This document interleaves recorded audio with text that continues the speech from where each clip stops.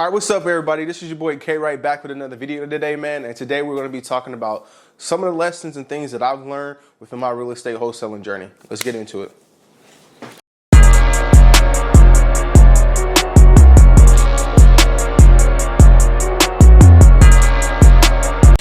Man, oh man, they always say the best teacher in life is to learn from other people's mistakes, man.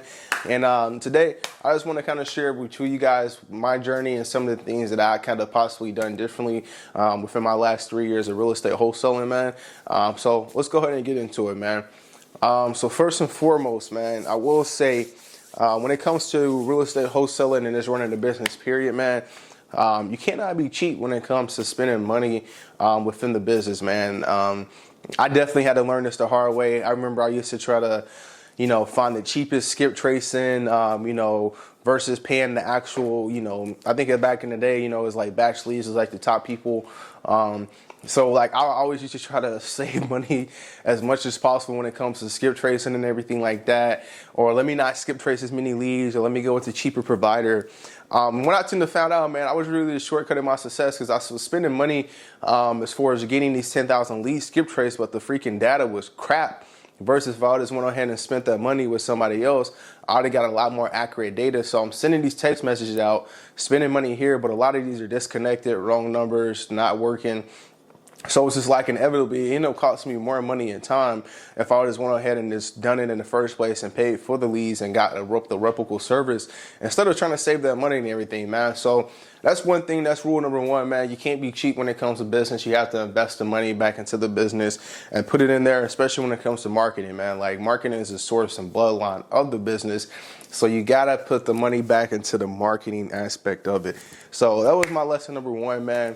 Lesson number two, I'd say, you can't be cheap when it comes to mentoring either, man.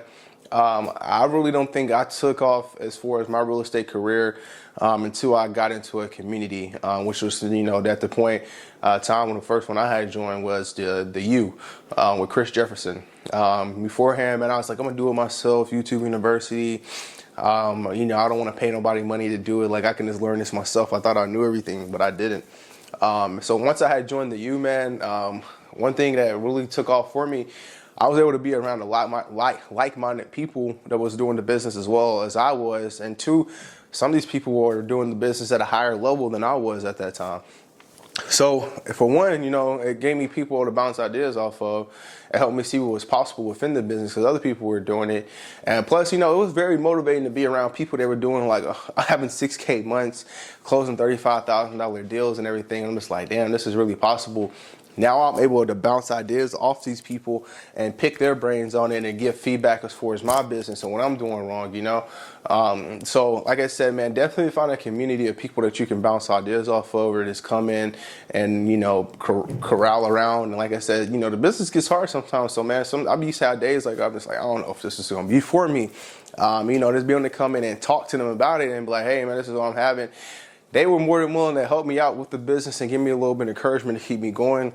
I joined the youth in November 2021. I closed my first deal with February 2022, I believe it was, February 8th, 2022. So December, January, February, 3 months later. And then that took off as far as my real estate wholesale business at that point in time. So always, like I said, man, look for a community early on. All right, so my next lesson, man, is don't be stingy, man. So I see a lot of people nowadays, they want to, close deals and stuff. And they pretty much just want to keep 100% of the profit.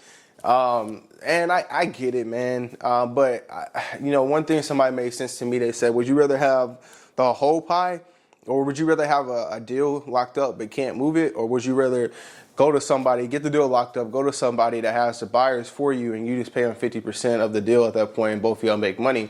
So I was like, you know what? That makes sense, man. Like sometimes, I said, sometimes it's best just to go and do a JV deal on some deals, especially if it's going to save you time and stress as far as finding the buyer, especially they already got the buyers ready to go, man. Like, let's go make this money, reinvest it back in, and then eventually build your way up and build your buyers list up to where you can go and, just do deals yourself. You don't have to involve anybody else. But early on, man, don't knock down the idea of JVing with people, especially if they already have the buyers list, man. I don't think I was like egotistic about this up front. But it was definitely something that made sense when somebody broke it down to me. And I actually JV'd my first 3 deals. That was how I closed it with RJ Bates. He helped me close my first 3 deals. JV'd, he found a buyer for me. And he made that process easy for me, man. I was able to go and just focus strictly on acquisitions as far as locking up deals. And I knew I had somebody on the back end that could help me move it. So it just made my process and my things in my business a lot more smoother at that point. It took the stress off me. Because, it's one thing to get a deal locked up, but it's another thing to go and find a buyer, because you still don't have to put the same amount of effort into getting on the phones, talking to buyers, getting offers, finding them, and everything like that, as well as far as finding the seller. So don't close out the idea of JVing, be open to it. And like I said, don't be greedy, man. Take 50% of the pie. Like I said, you ain't got to have the whole pie starting off, but work your way up to it. All right, man, and then my last tip, I think this is actually the most important tip of this video right here. So listen close, man. Come here. Be consistent and disciplined within the business, no matter what. Man, I had a hard time as far as being disciplined and consistent at one point, especially once the money starts coming in, man. You start closing deals and everything like that. You're like, oh, I got money now. Like, I'm good. Like, I can, take days off. I can do this. Like, no, you can't. No, you can't. You still got to have the same amount of intensity, effort, and consistency and discipline as when you were broke at 0. And I made this mistake a couple of times within my business, man. This was for closing a big deal, getting comfortable, relaxed and stuff. And then before you know it, like, I'm back at square one, because now I don't have deals in the pipeline. I wasn't consistently marketing. I didn't put that money back into marketing and stuff like that, man. Versus the people that did do the right thing with their money, or the people that were consistent and disciplined, even when they had the money, you see them skyrocket their business to a lot further. So, man, listen up, man. Like I said, this is the biggest one, man. Stay consistent and disciplined no matter what within the business. That's on good days, bad days, $100,000 months, $10,000 months, $0,000 months. Like, that's going to be the biggest thing that's going to separate a lot of people within this business, man. It's just strictly showing up every day, no matter what. Even if I just have 15 deals cancel out on me last minute, they still show up, they still put the work in, and they don't stop, man. They ain't got no fucking quit in them, you know what I'm saying? So, like I said, man, that's the biggest one. Fuck everything else in the video. That is the biggest one, bruh.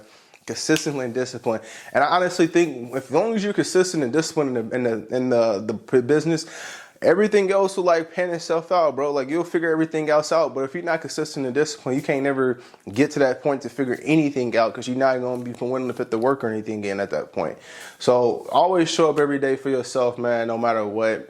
Don't get comfortable within the business. Keep pushing, find people, and don't be cheap on marketing, bro. Like, point blank, period.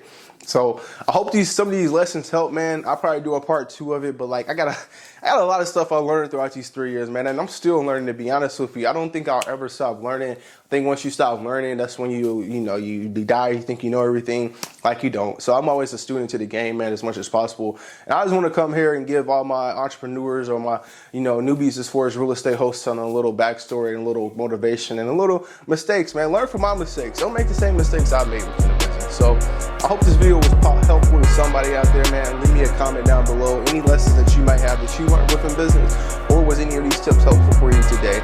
So let's go out here and be great, be legendary. Peace out.